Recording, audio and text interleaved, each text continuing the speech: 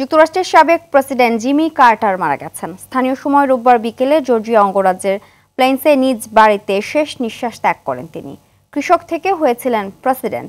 জনপ্রিয়তা হারিয়ে ছাড়তে হয় হোয়াইট হাউস। পরে মানবিক কর্মকাণ্ডের মাধ্যমে সুনাম ফিরে পান কার্টার, পান নোবেল শান্তি পুরস্কার। ফারুক হোসেনের রিপোর্ট।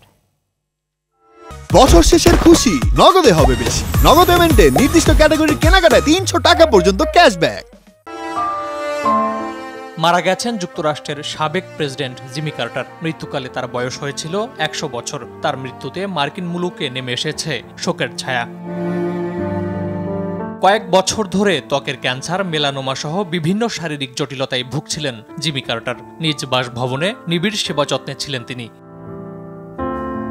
কৃষক পরিবারের সন্তান কার্টার ১৯৭৬ সালে ডেমোক্রেটিক পার্টি থেকে প্রেসিডেন্ট প্রার্থী হিসাবে মনোনয়ন পান। ক্ষমতাসীন রিপাবলিকান প্রেসিডেন্ট জেরাল্ড ফোর্ডকে হারিয়ে নির্বাচিত হন যুক্তরাষ্ট্রের ৩৯তম প্রেসিডেন্ট। তবে প্রেসিডেন্ট হিসাবে জিমি কার্টারের দায়িত্ব পালন সুখকর ছিল না। অর্থনৈতিক দুরবস্থা ও কূটনৈতিক সংকট সামলাতে না পেরে এক মেয়াদের বেশি ক্ষমতায় থাকতে পারেননি তিনি।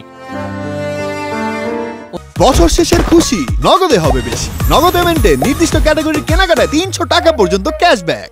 ১৯৮০ সালে অনুষ্ঠিত নির্বাচনে রিপাবলিকান প্রতিদ্বন্দ্বী রোনাল্ড রিগানের কাছে পরাজিত হয়ে হোয়াইট হাউস ছাড়েন তিনি। পরে মানবিক কর্মকাণ্ডের মধ্য দিয়ে নিজের সুনাম পুনরুদ্ধার করেন জিমি কার্টার, পান শান্তিতে নোবেল পুরস্কার। জিমি কার্টারকে অসাধারণ নেতা হিসাবে আখ্যায়িত করে শোক প্রকাশ করেছেন বর্তমান প্রেসিডেন্ট জো বাইডেন। তার অবদানকে কৃতজ্ঞতার সুরে স্মরণ করেছেন দেশটির সাবেক প্রেসিডেন্ট বারাক ওবামা ও নবনির্বাচিত president Donald Trump. Faruk Hossain, RTV।